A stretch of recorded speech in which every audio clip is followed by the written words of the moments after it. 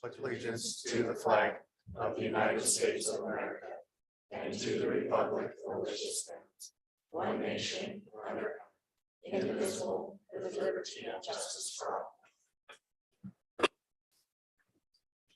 Thank you, sir. Welcome to our meeting tonight. Appreciate your attendance this evening.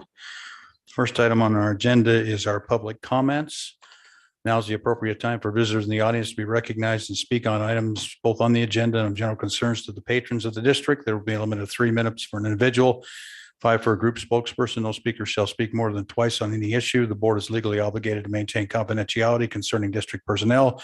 Therefore, matters concerning district personnel will not be discussed. Anybody like to speak to the board tonight?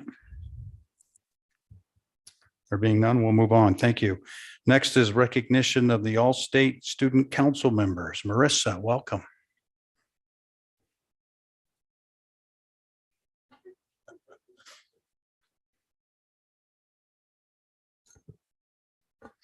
Okay, good evening, Chairman Corr, Superintendent Berger, and Board of Trustees.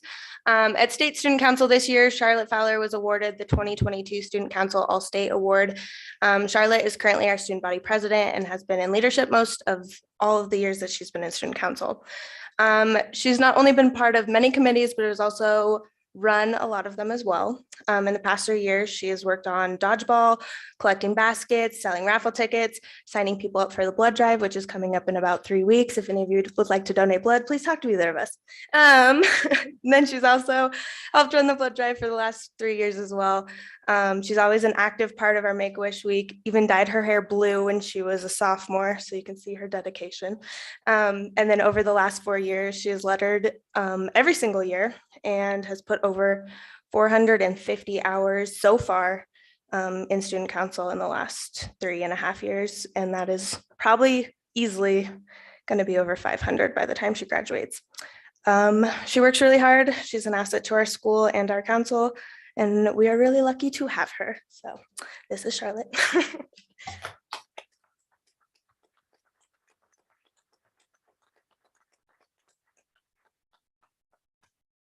Would you like to say anything, Charlotte?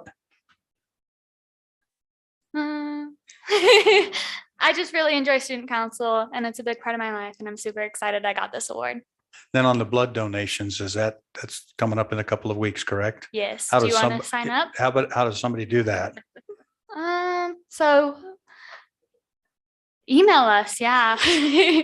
So if you want to sign up for the blood drive, you can email Mr. Clerk and we'll get all your information down and get you signed up. And there's 2 locations, right? The Yes. high school and the So rec on the center? 24th, it's at the rec center, and at the 26th, it's at the high school. Okay, great. Charlotte, thank you very much. Good job. Thank you.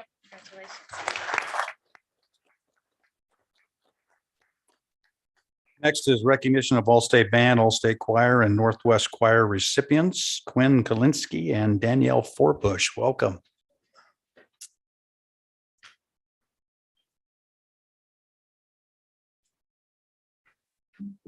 You're up front. There it is. Good evening, Chairman Corr, Superintendent Berger, and the Board of Trustees. As you know, we're here to recognize the All-State music members here tonight of the band and the choir. I'm going to talk a little bit about the band, and then Ms. Forbush will take over and talk about the choir. The All-State process is a yearly process that they go through a rigorous audition for, and then only the top percentage are selected. And when they are selected, they then participate at our yearly conference that travels throughout the state and get to work with some of the top composers, arrangers, and other musicians, collegiate professors as their directors to perform and prepare a concert that then is open to the public. This year for the band side, we had 2 members selected, Carly Gibson and Riley Johnson. Carly Gibson is a senior at Green River High School. She's been a part of the marching and symphonic band for 4 years. She served as a section leader and has been an All-State for 3 years now, which is a pretty awesome achievement there.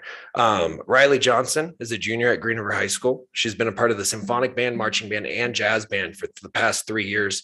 And this is her first year at All-State. I can't say enough about these ladies. They both are talented flute players. They are wonderful. They honestly keep me on my toes and keep me in line because, you know, they're flute players and that's just what they do. And they have that high standard, but they are an asset to the band, to Green River High School, and to everything we do.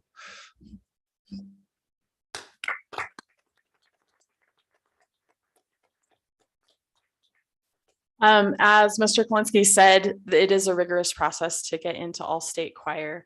And this year for the choir students, we have Laurel Kurth and we have Owen Adams and David Ross who got into all-state this year. And Owen and David are both seniors this year. This is Owen's second year in all-state, David's first, and Laurel's a junior and it's her first year in all-state choir.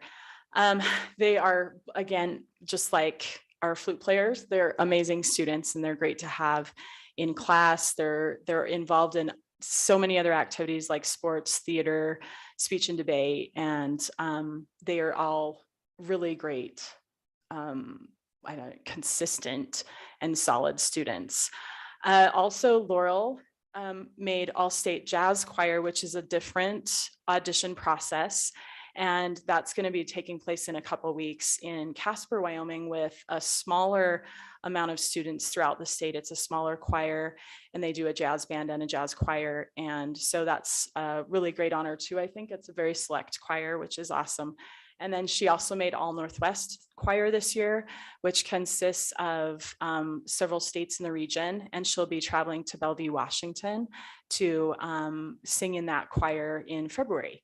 And yeah, so good job, guys.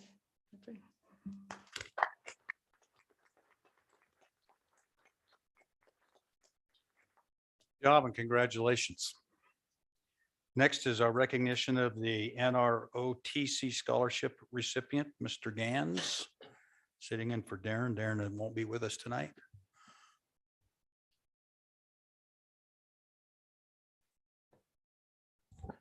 Chairman Core, Superintendent Behringer, Board of Trustees. Darren asked me to fill in tonight because we have a very special recognition to give out. One of our students, Tristan Drozd, found out this morning that he would be attending the Naval Academy and received the NROTC scholarship, which is worth $180,000. And I'm just here to introduce the guy who knows about it, and that is Sergeant Phillips, and he's going to tell you a little bit more about that. Welcome, Sergeant. Thank you for having me. So we're here to talk about the Naval Reserve Officer Training Corps program, which Tristan applied for, not just with all of his hard work and dedication to Green River, as well as his physical abilities as well, because not only do you have to put in a lot of work and paperwork for this scholarship, but you have to put in the sweat too, because you have to run a Marine Corps physical training standard test, which includes a 3-mile run, pull-ups, planks, and just being completely athletic. So the NROTC program itself is a scholarship program that anyone can apply for from the ages of 17 to 27 years of age.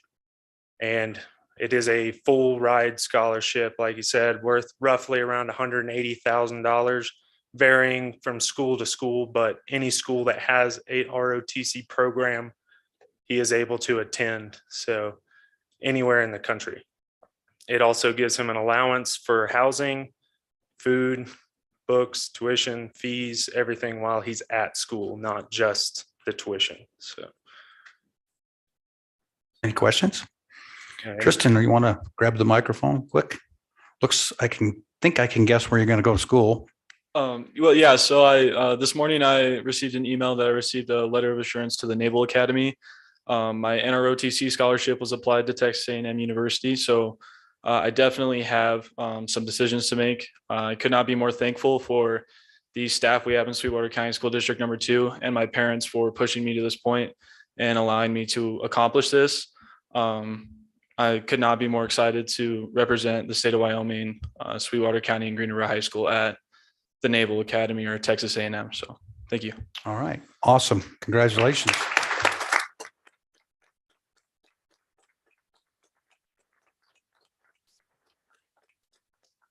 Sergeant Phillips, thanks for your service. Appreciate it. Next is a recognition of All-State Thespian Festival winners. The always entertaining Brad Skinner. Welcome. No glasses tonight? I put them in my pocket so I could read. Okay. Chairperson Core, Honorable Trustee, Superintendent Behringer. We're excited to be here with you tonight. We talk about how involved the students of Green River High School are. I want to take a quick second and encapsulate that really quick. We have Charlotte, who was just recognized, who's participating in Dancing with the Green River Stars coming up on the 30th of this month. Tristan Draws, who was just recognized, is going to be hosting our MC for that event. So he's involved there. We have Owen Adams, also who's recognized just earlier with the choir. He's competing in that event and has recently been cast as Percy Jackson in our musical. David Ross, who also will be one of the leads in that show as well. Our students are just well involved in a lot of the work things that are happening in various facets at Green River High School. It's just really awesome. So I just wanted to point that out. All right, moving on. We're here to talk about the Wyoming State Thespian Festival and the awards and recognitions that were received there. I'd also want to thank Melissa Skinner, Julie Mortensen, and Julia Eaton for their assistance in getting all the students ready and prepared for that event. So just thanks for that. We have a group of students here to be recognized. First, we'll start with those who have received honorable mentions at the state festival. If your name is read, just step forward, raise your hand so people know who you are. For costume design, receiving an honorable mention was Ray Barrett. In the short film category, honorable mentions to Hannah Skinner and Madeline Grubb. In duet musical, David Ross and Owen Adams.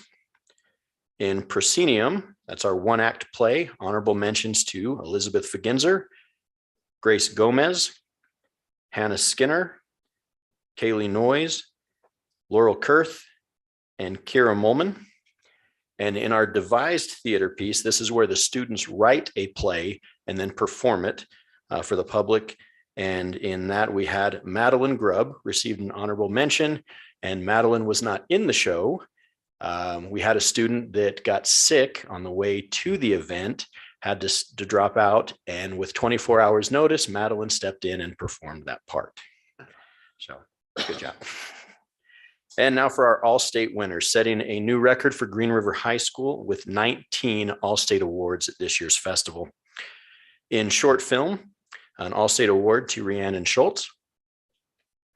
In duet musical, all-state awards to Elizabeth Faginzer and Hannah Skinner. In devised theater, an all-state award to Dakota Hudson. In solo musicals, all-state winners, Elizabeth Faginzer, Laurel Kurth, and Abigail Smith. In group musical, all-state recipients, Owen Adams, Abigail Smith, Grace Gomez, Brooklyn Berenz, Kaylee Noyes, and Madeline Grubb.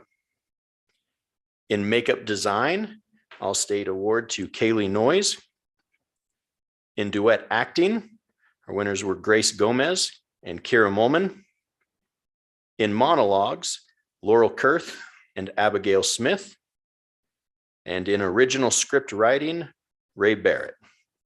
Overall, Green River High School took second place, and we'd like to have Tony, if you'd be so kind. We will get you the list and names of all the students. We want to present that to you. Say thanks for all your support as our activities director and all you do in helping our students succeed. Hold it up there for a second. We'll bring the first place one home next year. There you go. Right, guys? Thanks. At the All-State Festival, there also is an opportunity to recognize the support of others in the state that they lend to arts advocacy. And in that, we have the Arts Advocacy Award that are presented to those showing exceptional commitment and support, not only to the theater, but also to all performing arts in schools in Wyoming. These awards are voted on by the theater directors across the state. So it's with great pleasure that we share with you tonight that first, our local representative, Scott Heiner, was voted as this year's Legislator of the Year. And Scott is currently in Cheyenne for the legislative session, which started this week. So we will make sure that he receives and gets this. We're very excited for that. And in addition, we also, sad that he's not here to join us at the moment. We'll make sure that he gets, if we could have Mr. Gantz come back up on his behalf. We are honored to also recognize that the theater directors across the state of Wyoming for his support and arts advocacy in our schools, that we have presented to Darren Heslop as Administrator of the Year.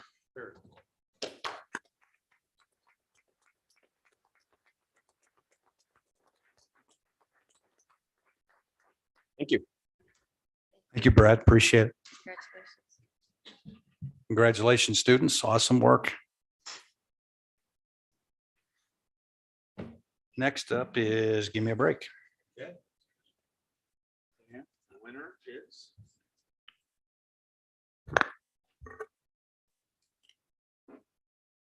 Kara Franson from Lincoln, 2 in Lincoln in a row.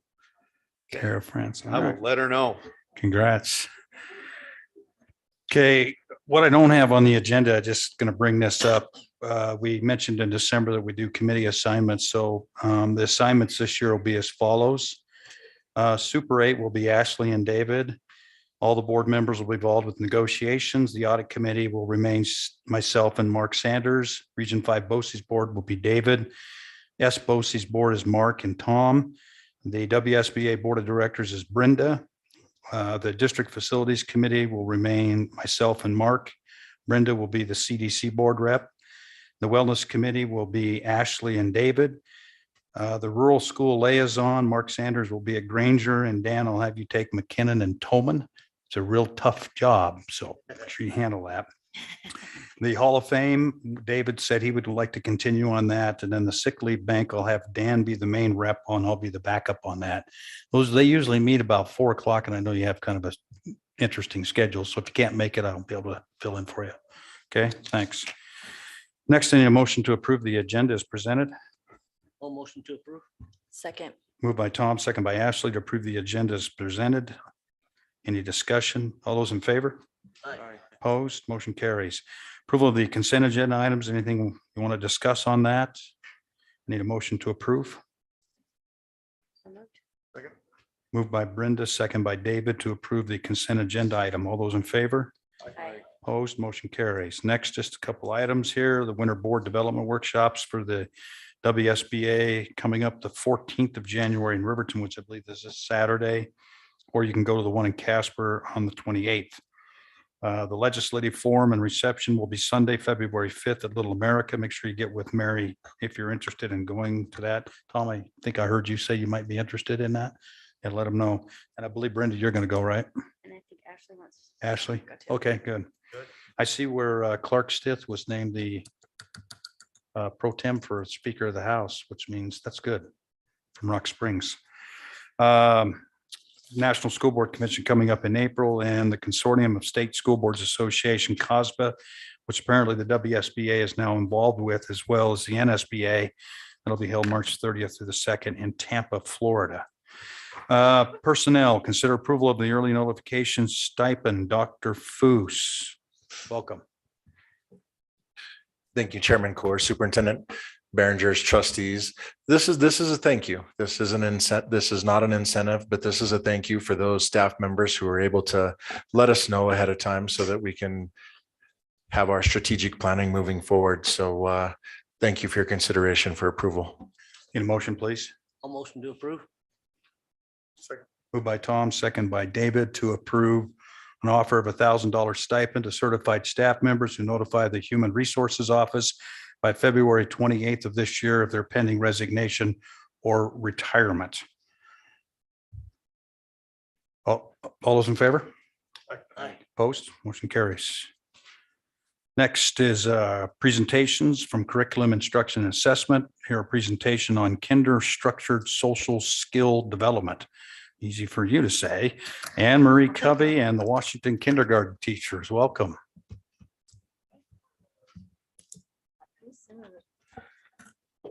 You Good don't eve- ask, you don't ask those kinders to say that, do you? You just call it structured play and There it, you it works go. much easier that way.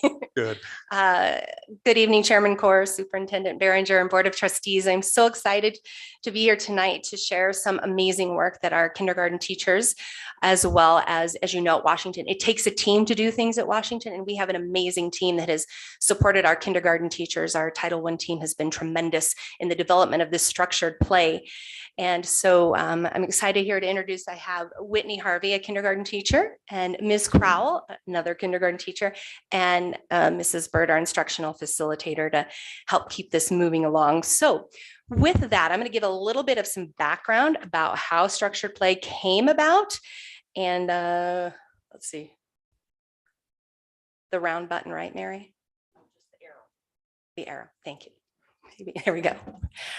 So one thing we have noticed over the past several years is one thing, our students have a lot of time centered around screen time, tablet time, a lot of time with electronics. And we all know that that's just the way things are right now. And as we've continued to read and know about research and the brain development, one thing that keeps coming back is centered around play and imagination with our students. And things have changed over the past 10 years, and we know that. And I had a good friend of mine who's an occupational therapist share this article with me, and I started reading it, and we're talking about just doing things a little bit differently, especially coming back after pandemic, and knowing, why do we need structured play with our kids? We need to help them understand, how do you engage in playing other than with an electronic, with just you and a screen? So we know this past year brought this article to the teachers and started talking a little bit about it, and understanding that play really attunes the brain to bolsters cognition, it bolsters social emotional growth, it bolsters physical development. And it really helps with that long-term academic development down the road, not only just this year, but as they move throughout their elementary careers, those brain developments that are going to occur now are going to only help them down the road with their academic learning.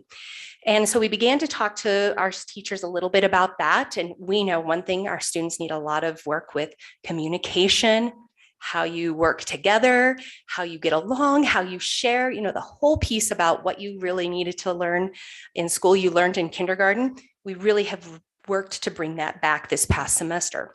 So these teachers have taken about 30 minutes every day, along again with our Title I teachers, and helping support this in small groups. So with that, I'm going to let these lovely ladies talk to you about them taking an amazing idea and bringing it to a really great, successful first semester of helping support structured play and what that looks like. Okay, this is nervous. It's fine. It's gonna be fine. Okay, so like Mrs. Covey was talking about, she did bring this to us, and at first we weren't sure what exactly to start with and how to do this. So we did talk with Mrs. Bird and come up with a few ideas. So we couldn't do this alone, definitely, especially with the structured piece. The structured definitely has to have an adult.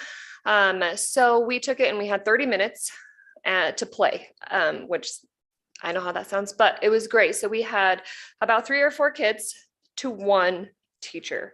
So during this time that they get to play just 1 game, we were going to try to see if they could rotate and do 2 games, but we didn't even have time sometimes to finish 1 game, let alone to feel how it feels to lose or how it feels to win. So we took it and did the entire time. You were with 1 teacher, and they just came into our rooms and they had 1 activity. So a teacher had 1 activity for the entire week, and then the students would rotate to them and they would play this game or do this activity. During that time, the teacher or para, whoever was there, would talk to them and just talk with them and have that conversation about, how to lose or how to win or how to take turns, or just developing all of those social skills, and just in a positive, interactive way, because some of our students have not had that interaction outside of their home or, wherever that might be. So our general focus then was, first, we need to follow directions. In kindergarten, that is huge. Because this is probably the first time that they may have seen an adult. So following those directions from somebody else other than mom and dad, and then appropriately interacting with each other. and then, taking turns and learning that aspect instead of being like, no, it's me. So managing their emotions with winning, because sometimes we are so excited that we won, but then we also have to remember that there are losers. And so how to do that positively and being like, hey, nice job, maybe you can win next time. That's where we got into the idea of having them be able to play at least 2 times. Encouraging others, learning to communicate with others, definitely not just the speaking, but listening and what their body is doing during that time. But then that sportsmanship and definitely some kindness. So we took some pictures throughout. So we want to kind of show those to you and what it looked like through the planning piece. Ms. Crowell's going to kind of go through that and we're going to kind of do that together. We'll see how it goes. All right. Okay, yeah, so as Anne Marie, Mrs. Covey already talked about, that play attunes the brain and bolsters cognitive, social, emotional, physical development. So when children engage in that play-based learning, they rarely even realize that they are growing their brain because they are so engaged in what they're doing that feels like fun and not a chore. So the article that we read and discussed and based our whole play off of with just kind of that in mind. So for starters, we just did some hand-eye coordination, some memory. So doing memory games and puzzles, and they don't even know that they were learning while they were playing. And then our fine motor skills. So they did salt trays, Play-Doh, beads, and those teachers were there guiding them, helping them understand how to use that imagination and then how to be creative. And then we did losing, winning, and taking turns with just your classic board games. It's amazing how many kids have never played those board games. I mean, I'm guilty myself. I'm cooking dinner and I have my daughter on her iPad because it's just easier, right? So playing those games was interesting, not even starting with taking turns and understanding how you move your piece. You can't just put your piece wherever you want. So it was just interesting seeing that come to light. And then we just always had a create center where they could do really whatever they wanted with drawing, painting. We had some activities that we all did together, but again, it was all very teacher led, that they helped them through those processes, engaged with them. And then we had strategy games where again, they're using their brain, using those fine motor skills. At the beginning of this, they didn't really have a strategy. They just did whatever they want. I don't know if you guys have played the game Kerplunk. We played Kerplunk, yeah. But you pull the sticks, and so that was those teachers' job to educate them of how they pull the sticks. So you don't want to get all the marbles, fun things like that. Jenga strategy. All right.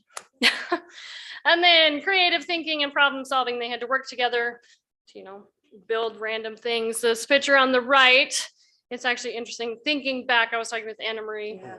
When we were doing structured play, at the beginning of it, we just had little animals out that they would play with, and the kids just sat there and didn't know what to do. So I found myself on the floor with them, roaring like a dinosaur, trying to get them to understand how they play with these games. And here on the right, you have 2 little kids that, I don't know if you can tell, they built a little car with a stick shift, and the lid was their steering wheel, and they were making noises and driving places. And so it was just fun to see that development grow and that play and those friendships and having conversations of where they were driving to as well within their imagination. Yeah.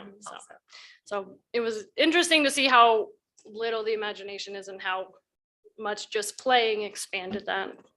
But yeah, and then too, like at the very beginning, there was a couple, like I just gave them a piece of paper, right? And then they all turned to that teacher and they said, what do you want us to draw?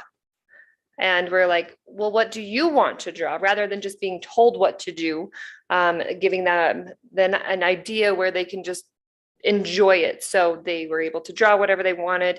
But then at the same time, that teacher was there to be like, okay, what could you add to it? How could you make it better?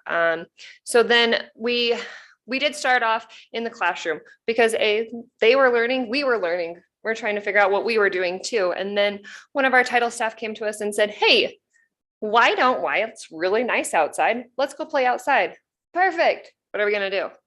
We can play games, right? We play board games, but how are we going to do this outside? So we took all the equipment that's outside because at the beginning of the year, friends would come up to us. Sorry, I call them my friends. My kindergarten students would come up to me and they would say, what do I do?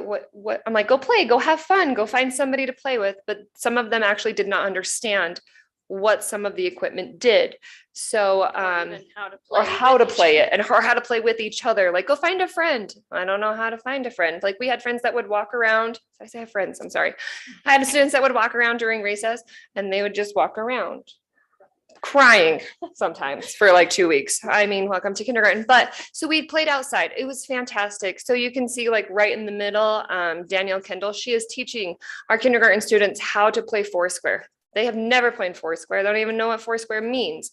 So you can see them in that picture. And then right below it in the longer picture, this was at recess. A couple days later, even a week later, they are doing this all by themselves.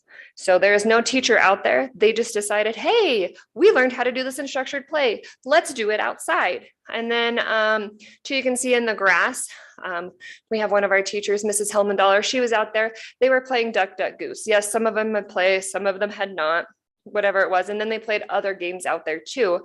And so one day we were able to have, they had earned extra recess. Our kids went out and we're like, oh, okay. All of them, maybe besides like 4 or 5 kids, most of our kindergartners were on the field and they were playing Duck, Duck, Goose. So now they knew what to do, how to use it, even learning how to swing, learning how to use the merry-go-round, all these different things. They had never done those things, or they had gone to the park but didn't actually know how to do it with somebody else that was their own age, or incorporating that conversation of like what games to play or how to play them. But we had kind of stepped in, showed them how to do it. Then we were able to watch them. And it's really cool to see how much they've grown. So, and then, so we did at the beginning of the year, we don't have a picture of this, sorry. We started off with just games. For the whole first quarter, just games. There might have been like Uno where they're doing their numbers and different things like that, but it's just a game where they didn't even realize that they were learning. But second quarter came around, Mrs. Covey's like, let's start doing some literacy-based games. Okay, so we started playing like bingo with their alphabet or matching their letters, capital and lowercase, during our matching time. So just trying to put some more literacy-based games in there. So we would have 2 where the rest were still play, and they would still rotate from center to center to center. And so the very end, we were like, let's try to do gingerbread houses. This sounds like so much fun, but actually we were like, oh my gosh, they're all going to fall down. They're not going to stay. It was a little bit stressful, but we did it. And in my class, we only had 1 or 2 that fell down. Strategy is use more glue. We found that out and they found that out, but they were able to follow the directions. Now, after we had structured every single thing along the way, they could do it. They did have that title person or whoever was in our room at that time. They were able to help them. But look how amazing they turned out. We're so excited. So this was my class and this is Miss Krause's class. So same thing, you can see the process. They were excited. They had to share the candies in the middle because we didn't give them ample amount. They had to share them. And so they had to kind of talk through how they were going to divide those up, but they had to make that choice. So, and we have seen in compared to years before, just from implementing this, our behaviors at recess or at lunch or any of those less structured areas have been phenomenally different. We're having less issues at recess. We're having less issues in the lunchroom or just all those different activities that they're doing. We're not having to be like, Mrs. Covey, this is happening again. This is happening again. Or whatever it is, we're having a lot less of those because I really want to put it to structured play. We have been teaching them those skills of communicating with one another, taking turns, being okay with losing. But then when you are the winner, encouraging other people to win. So I think that we're having a lot less of those behavior things. So hopefully we can continue on this path. So I think one of the concerns that we heard early on, especially with some of our title friends helping, was the concern about that academic time, because in the past we've kind of divided them by academic groupings and really hit heavy with some of those things. But we just did our winter testing and really they're right about where they've always been. So it hasn't taken from that. And just like a little anecdote story, I know someone that had been subbing for one of our LLI paras had talked about a kindergarten student that was with them that had been crying and was upset and was missing her dad because she'd gone to visit him over break and wasn't going to see him until summer. And so they're like, I pulled out a piece of paper. I let them draw for just a couple of seconds to recollect themselves. And I was like, oh, that probably went really rough for the other 3 kids. And he was like, no, actually, they were just fine. They asked her if she was okay, and then they turned and continued their work. I think we're talking about the structured play, helping with, you know, some of those following in directions and stuff, but I think they've really got an opportunity to build community and really learn empathy for one another that we maybe haven't seen quite in the past. So I think that's really exciting as well. That's it. I think that's Any questions? Comments? That's awesome. That was awesome. Is it just kindergarten? Right now, it is just our kindergartners that took this on, and I couldn't be more proud of these ladies leading this charge and, you know, really kind of building the airplane, like we say, as we are flying it, and they did phenomenal. I couldn't be more proud of them and our team of making this happen. So There you go. You can teach them how to make airplanes. Paper airplanes. next year. Next year. I have to make one comment. Whitney, Yeah. I was thinking about Sunday's debacle with my favorite NFL football team. And I'm wondering if the coach told the kids after the game, hey, nice job. Maybe we can win next time. I'm hoping that was used. If not, Whitney would love to go talk to them. Yeah, just give Mike We'll have McCarthy a call, please. conversation. Yeah, thanks. Any other comments, questions? No, great job. Good job. Appreciate your time tonight. Thank you.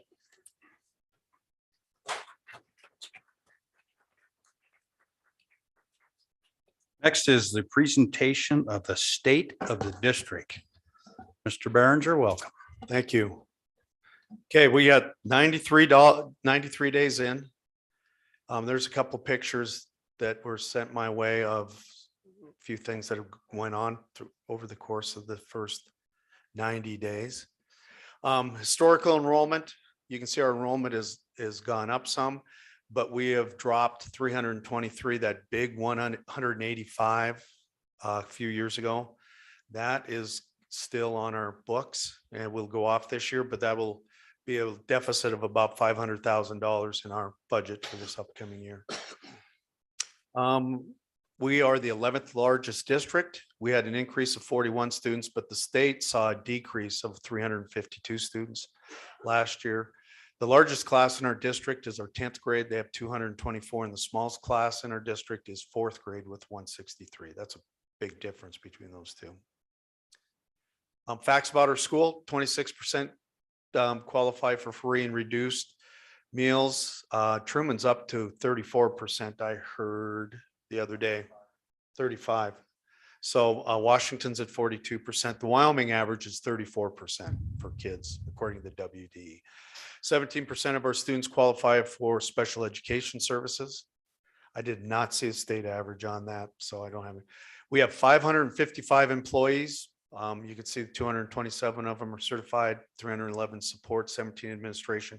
Of those 555, 17 of those positions are funded through the ESSER grant that we got through the federal government. Interesting, 54% of the certified staff graduated from the University of Wyoming.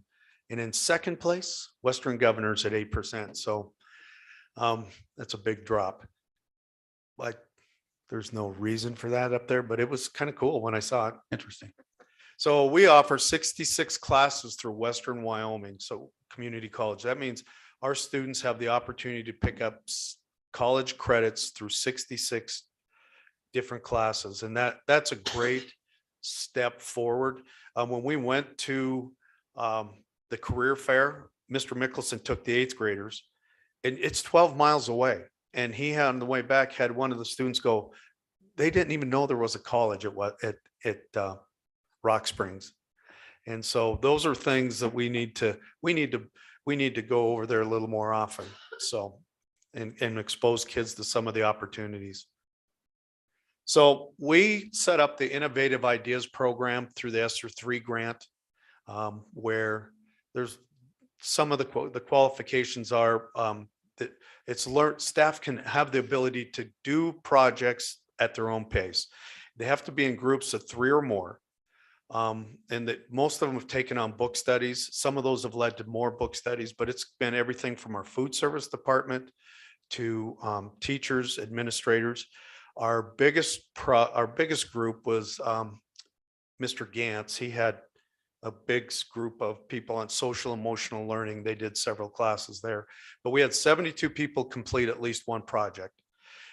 We had 8 more complete 2 or more, and we had one person, I think, that did 3 different projects over the year. So we paid out $49,000 to our staff. And this is one of the teachers, one of the first. So what they do is they fill out an application, and then I will meet with them to make sure they have what they need, make sure that they fill out what their goals are for that book. Or if it's a book, let's say it's a book, they fill out what their goals will be and how they're going to measure their success. And then we turn them loose. And we had a teacher say, this is the first time in 30 some years of teaching that I've got to choose what I wanted to do. And so it's gone over well. We hope to get more people this next semester. So we did a survey. As you know, we had 1,599 people participate in the survey, and you can see the numbers up there. Most of those were students. In the survey, if you score a 3.5 or higher, that's considered a quality score. And you can also see the number of questions that were asked on each of those surveys. So school safety was our highest score across the board.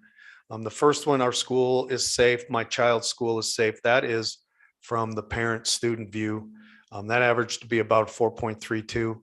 Our school is an orderly place. My child's school is an orderly place. That's, again, students, parents, 4.10. If you go on Amazon, you have a hard time finding ratings that high on some of their products. So we're pretty happy. It's good to know that people think we have our school is safe. Our staff, you can see they scored it at a 4.32, teachers and administrators. The same as what the parents scored, the school safety. Another one was professional learning communities. This was you can see that the staff scored it at a 4.51 and a 4.27, and parents and students scored it at a 4.16 and 3.88, with an overall average of 4.33 between the four when they asked similar questions. So one of the areas we didn't do as well in, students, parents, and community have formal ways to provide input regarding the optimal functioning of the school. And you can see across the board, that was our lowest score on the survey. And so, with the pandemic, we really excluded people from our buildings, but you can see when you go there now, it's picking up, but we need to provide more formal ways. At least we need to share how we are doing it, because I see lots of people in our buildings for good reasons. So we need to start sharing that out better. The overall students or the admin and staff survey, the 8 leading indicators. This was an average of all the questions. The highs were in the green, the lows were in the brownish color. And so you can see where that administration score, that the building principals, that would be the administration, not central office, and the staff average. And then you can see the parents where they scored the 8 averages, the leading indicators. And you can see the highest was the faculty and staff perceive the school environment to be safe and orderly. That's a pretty good average when we have 1,500, or when we have that number of students taking that. And we have a range from 5th grade to 12th grade. So 5th graders' perception of school safety and 12th graders is very different. So, but you can also see where we did not score as well on those with the parents and students. Some of the things coming forward, we had a security assessment done by the Green River Police Department and the Sheriff's Department. They came in and did every facility from McKinnon to Granger. We've gone through that. We will meet with the Green River Police Department on Friday and kind of go through some of those areas of concern. It's not real public information, but we'll go through that and see what we can do to shore up some things, and some of the things that we do pretty well. Some things you just can't do anything about just because of the physical structure of our buildings. Also, we'll be following the legislative session. Sweetwater 2 is one of 20 districts in the coalition that have discussed some of the inadequate funding through the state, the obligations from the state. So that we'll be following that. And they just got started today. The first education committee meeting is tomorrow. We'll continue our work with Marzano. Mike Rule, Dr. Rule has been coming to our district monthly, working with different groups of teachers, this year mostly on English language, arts and science. We'll use the survey, we'll use the GRPD security assessment, we'll use other things and start developing plans for next year. And then the year in 86 days will be over for the students. So we'll have graduation and it'll come fast. So we're looking forward to the next 86 days. Okay, any questions? I would just mention, I think the school safety is going to be discussed tomorrow on the radio at 8:30. Yes, it is. Yep. Kirkwood and Hemphill will be on the radio tomorrow Yep. at 8:30. And Officer Kirkwood was one of the people that went around and did all the facilities. Okay. So yeah, it'll be interesting to hear what they have to say. Yeah, cool. All right, thanks, Craig. Thank you.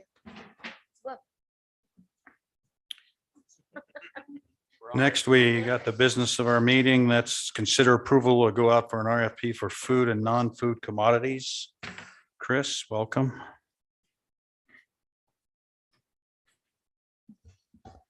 Chairman Corr, Superintendent Behringer, and trustees. On behalf of Leah Kennison, she's requesting permission to go out for RFP with the Western Wyoming Food Co-op for commodities, food, and non-food items for 23-24. Need a motion, please? So moved. Second. Moved by Ashley, second by Brenda to go out for an RFP with the Western Wyoming Food Co-op for commodities, food, and non-food items. Comments, questions? All those in favor? Opposed, motion carries. Thank you. Thank you, Chris. Next, consider approval to go out for an RFP for the annual Chromebook replacements. JR, welcome. Pick up your feet. There you go. Whoa. Yeah, trying to trip me here. Thank you, Chairman Corr, Superintendent Behringer, members of the board. It's come this time of year. We're looking to replace a quarter of our active Chromebooks, and this is also additional Chromebooks for our surplus as they break. We got to hot swap them. So we are looking to purchase 704 gigabyte touchscreen Chromebooks to replace the oldest ones. With a 3-year warranty and licensing for each device. We do not expect this to exceed $210,000. Need a motion, please? So move. Second. Moved by Tom, second by Dan to go out for an RFP for the 704 GB touchscreen Chromebooks, not to exceed $210,000. Any discussion? All those in favor? Aye. Opposed? Motion carries. Next on our agenda is to consider approval to go out for an RFP for E-rate wireless equipment. Yep. JR? So as I mentioned in my kind of director's update that I gave, we are looking to replace our wireless system. We've tripled the AP since I started here. So we've definitely outgrown it and it's time to replace it. Fortunately, we can take advantage of the E-rate program, which will give us a 60% rebate basically on all of our wireless devices. But that's for only qualifying buildings, which are our schools where students are actively accessing the internet. So, but we want to replace the entire district with the new system. So it's going to be more like 55% the E-rate's going to cover. So we estimate this will be about $385,000, but that's before the 60% or 55%. So probably closer to 170,000. So if you understand that, we're being asked to go to not to exceed 385, but our actual cost is going to be 171,216. Yep. With the E-rate. So I need a motion, please. I'll motion to approve. Second. Moved by Tom, second by Dan to go out to an RFP to replace the wireless access points, not to exceed $385,000 with the district's cost 171,216. Any discussion, comments? All those in favor? Aye. Motion carries. Next is, thank you, JR, appreciate it. Next is consider approval to issue an RFP for the student photography services. Craig. Chairman Corr and board members, we are up for renewal of our photography services. And so we're requesting to go out and see if we have anybody interested for that. Was that a 3-year agreement we had?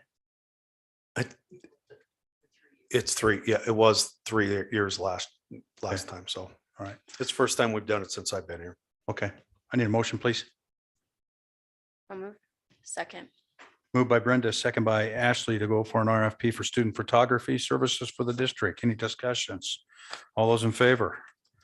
Opposed, motion carries. Next, consider approval of the TIS grant. Dr. Demaray, welcome. Thank you, Chairman Core, Superintendent Behringer, and members of the Board of Trustees. As you've heard throughout the school year, social emotional learning has been a real focus for all of our staff, administration, students, and parents. And we've done a lot of things throughout all of our buildings, as you've heard already tonight, a couple of different strategies that have been implemented, as well as some of our online resources that are available to our families and our staff. What this is an opportunity that's been presented to us from the Department of Education and the Department of Health, where they selected Sweetwater County as an eligible county to receive a grant funding to address trauma-informed services in our schools. And really the essence of it is the opportunity to provide teletherapy to students throughout our districts, both in Sweetwater 1 and Sweetwater 2, with direct services that they can access. And those services will be provided by Wyoming Behavioral Institute. And so they've contracted some therapists at their facility. They've hired additional therapists so that they can be on site as well as available at all times. And what this funding does is it allows both districts to hire a community program manager to be a liaison between those services and our families, our community, and our staff, and really be able to go out and communicate with those that might be in need that this service is available and connect them to that service, similar to what we have already available online.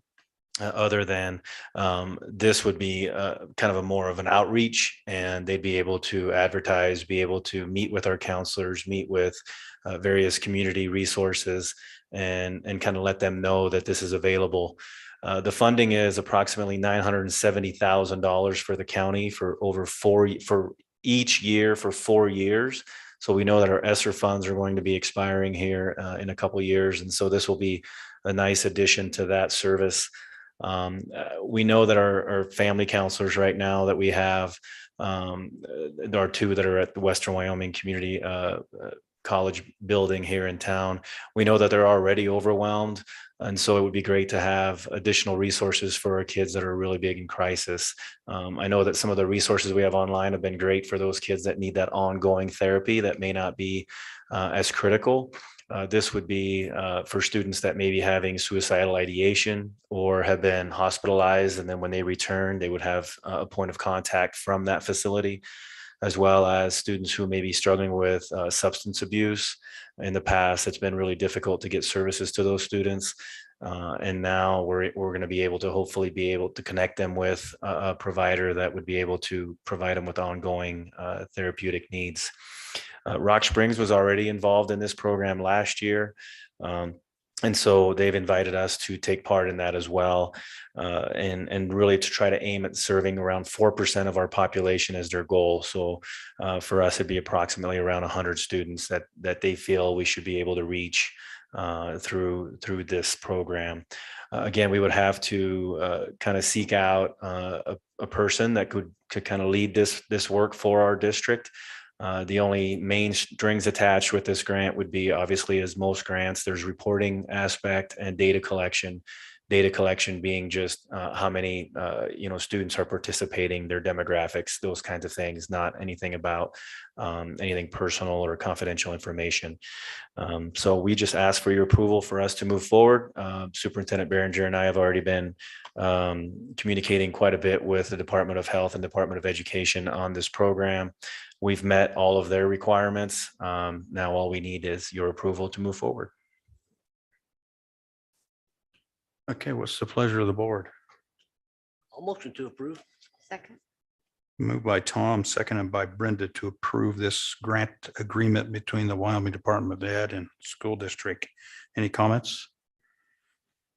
This is a pretty detailed grant as I was reading it today. Is it worthy of us having our attorneys look at this before we jump into this, or is there anything in there legal that you'd be concerned about? I don't know that there's anything that's binding to us that would be legally problematic, I would say.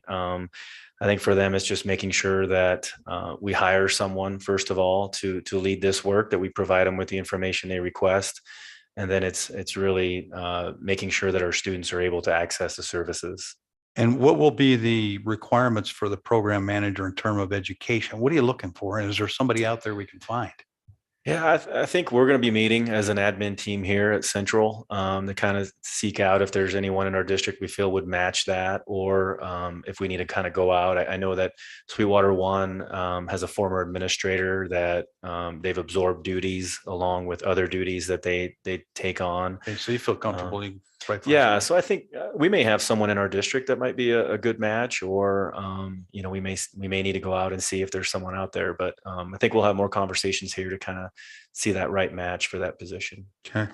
Will the position end at the end of this, or do you renew this grant again? So right now, the goal would be as you follow the legislature, you can see that they're also putting a lot of effort into social emotional learning, and so hopefully it's something that would continue. The other grant that's mentioned as part of this, the SAMS grant, has been already in place for quite some time. And so it's hopeful that more funding will be provided. I could see it also expand to other communities in Wyoming if it's found to be successful. We were fortunate enough that they selected our county, and maybe it's because we've articulated that we needed, the services for our students and our families. But we're definitely seeing those services being utilized, and I think that it's been well received by our our constituents. I think also if you look at our survey results, if you look at safety is not just the physical building itself, but is also how we feel about things. And if we're scoring high there, I think it's because folks are also feeling good about themselves and know that if they're not, or if they've experienced trauma, that they can reach out and get the help that they need. So that's been a really nice effort by a lot of folks involved. Okay, any other questions? Okay, it's been moved and seconded. All those in favor? Aye. Opposed? Motion carries. Thank you. Next item is to consider approval request for funds for the Northwest Choir trip. Danielle, welcome back. Yeah. So I'd like to request for some financial assistance for my student Laurel Kurth. Laurel has had the honor of being, as you know, selected for All Northwest Choir this year. The All Northwest Choir is an audition choir, like I mentioned before, and it's made up of some of the best choral students throughout Oregon, Washington, Idaho, Montana, and Wyoming. It's really a great honor. We don't audition I won't be auditioning every year moving forward because it is quite a large trip for students to do. And so it's not something that we will do every year or provide, at least I will be able to advocate every year for my students. So I think it's a really great honor and opportunity for her to do this. It's kind of a once in a lifetime opportunity as well because of that. And as she moves on to whatever career she does, these opportunities won't happen again for her. She gets to work with a nationally recognized clinician. They bring in clinicians throughout nationally recognized clinicians and directors throughout the nation. I'm not sure which clinician she'll be working with, but they always bring in some amazing directors that she gets to work with. Not only has she been accepted to All Northwest, but this year she was accepted to All State, Wyoming All State, and also the Wyoming Jazz Choir. So I think she's really been distinguished in that area this year. This choir will spend 2 days rehearsing in Bellevue, Washington, and then will perform their concert for the Regional Music Educators Conference on February 17th through the 19th of this year. Her costs to attend require registration fee and travel expenses. And if you're able to donate any funds to help her experience this opportunity, it would be much appreciated. You can see the breakdown. The total comes to $1,499.41 for her total costs. Okay, any questions? I move that we approve $175 from the board discretionary funds as we've done historically for students. Second. Okay, it's been moved by David, second by Brenda to give $175 to Laurel Kurth from board discretionary funds. Is she doing any fundraising? She is. Yeah, she'll be doing, her mother's attending. I'm not going with her this year, but her mother is attending with her as her chaperone. And we will be doing some fundraising as a choir in February. We're doing Singing Valentines. And then we will be also, the choir funds were, some of our activity funds we're donating to her as well. So. Okay, make sure you hit up some board members on them singing Valentines. I will, yeah. And I told her if needs be, we're gonna bake cinnamon rolls. So that will be our final. So I'll for sure bring those by if we need Okay, to. thank you. Yeah, you. thank you. All right, it's typically, we've always done, we usually do 125, but we raised it up to 175 because of inflation. So that's typically what we do. Well, it's been much kind- appreciated. All Thank right. you. Yeah, All right, thank all you those so in much. favor? Aye. Opposed, motion carries. Tell Laurel, good luck. I will. Thanks. Thank you. Okay, now it's on to policies. Consider approval of the revisions to policy EFAB, our procurement policy and procedures. This is third reading. Dr. Foos. Thank you, Chairman Core, trustees. There's no changes on all three of these policies. So thank you for your third and final consideration to make these things live. Okay, I need a motion, please. Second. Okay, it's been moved by Brenda, second by David to approve the revisions to policy DJF/EFAB. Third reading. Any questions? All those in favor? Aye. Opposed, motion carries. Next, consider approval of the revisions to policy EGAB, inspection and copying of public records.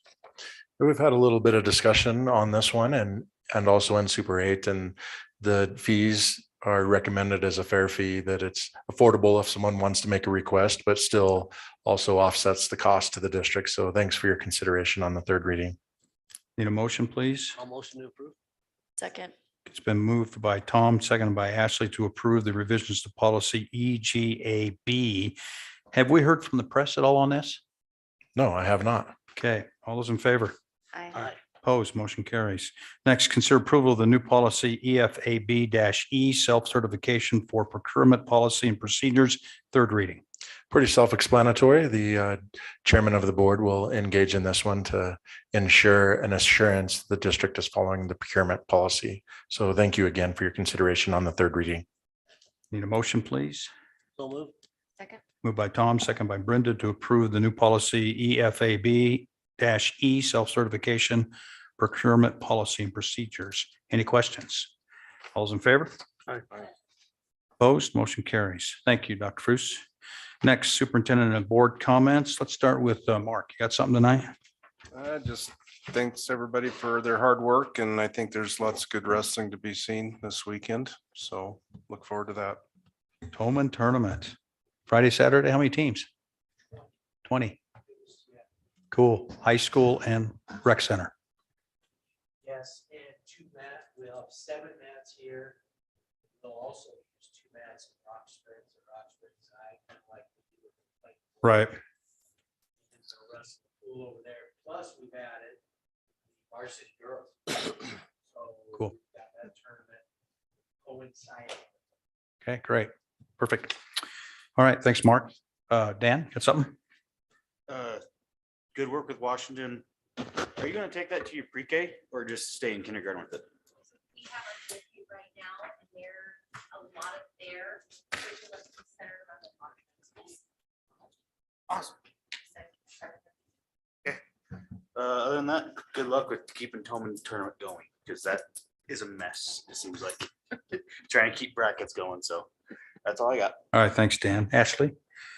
I just wanted to say, good work at Washington too. I know over the years, as I've taken my daughter to gymnastics and stuff, those instructors talk so much about how these kids coming in spend so much time on electronics that they don't know how to do somersaults or they can't balance on a beam and things like that. And so I think it is so important for their development. And so thank you for recognizing that and doing that. And otherwise, that's all I Okay. have. All right, Brenda? Thank you. Great presentation. Thank you for sharing that with us. Play-based education, I think, I know at the CDC, they're focused on that a lot. So thank you. That was great. And I just want to wish everybody a happy new year. 86 days. Are you countdown? Not yet. No. She'll That's it. start at 85. That's all. Okay, David? One thing that I see over and over as I've been in this position is continual improvement, and we're not settling for doing things the same way all the time, and we saw that today, and in a lot of the other things we do. So thank you for thinking outside the box and for always trying to get better. I just have one request, and I meant to talk to you guys about this separately, but since I'm thinking about it, and I'm going to say it. Doug and Tony, maybe at some point, would you guys look into the sound system at the pool? If you're a spectator, you can't hear anything. As far as the sound system goes, if you're down on the pool deck, it's great. But if you're sitting up in the stands, you can't hear anything that the announcer is saying. So at some point, maybe add that to the budget and look into that. Thanks. Okay, thanks. Thomas? Well, Tony, good luck this week. It'll go well if everybody gets here and weather looks good. So I think you're going to be great. Hats off to Doug, or maybe condolences to Doug. Daunting task in a winter like this, having to keep the snow off of everything and then dealing with broken pipes everywhere. So good luck. But anyway, that's a big task. Tristan Draws, I was on the FFA committee when hiring officers a few years ago when he was an incoming freshman, and I told Liz when he left that kid's going to be the president of the United States one day. And you heard it tonight. I think there's a good chance that could happen. So congratulations on a structured play. I think that's an amazing program. And of course, Anne-Marie, I think you're amazing anyway. But hats off to kindergarten teachers everywhere. And I'll encourage board members, if you ever have a chance to visit a classroom, visit a kindergarten classroom, because if you just close your eyes and think about what that takes, they're amazing, and they're some of the most important teachers in our district because they set the precedence for what everything is going to be like from now on. And then lastly, hats off to David Asselmeyer. You're doing a great job at Truman, and I love how you dress. So, okay. Matching. All right. Oh, yes, look at that, twins. All right, Craig, you got anything? I'd like to just congratulate Brad Skinner and his group again. There was 19 all-state people winners at that thespian, and all the variety of things that's done. That's a huge task. So, Yeah. Awesome job tonight by everybody that presented. Appreciate it. Appreciate it a lot. All right, we need a motion to go into executive session. We're going to discuss personnel, and we will have a decision to make after we come out of executive session. So I need a motion, please. Motion to go into executive session. Second. Moved by Brenda, second by Tom, to go into executive session, discuss personnel. All those in favor? Opposed, motion carries. I think we'll be long, but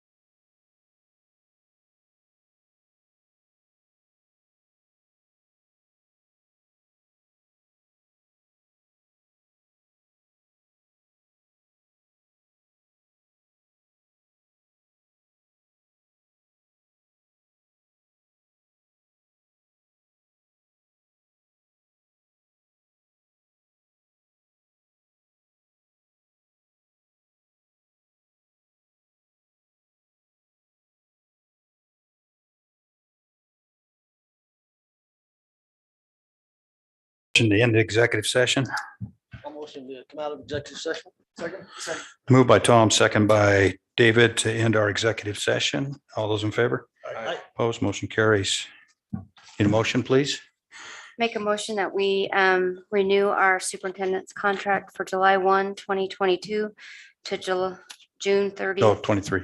Oh, 23, July 1, 2023 to June 30, 2024. Okay, moved by Brenda, seconded by Tom to extend the superintendent's contract for 1 year from July 1, 2023 to June 30th, 2024. Questions, comments? All those in favor? Aye. Opposed, motion carries. Congrats. Thank you. Thank you, guys. We like you.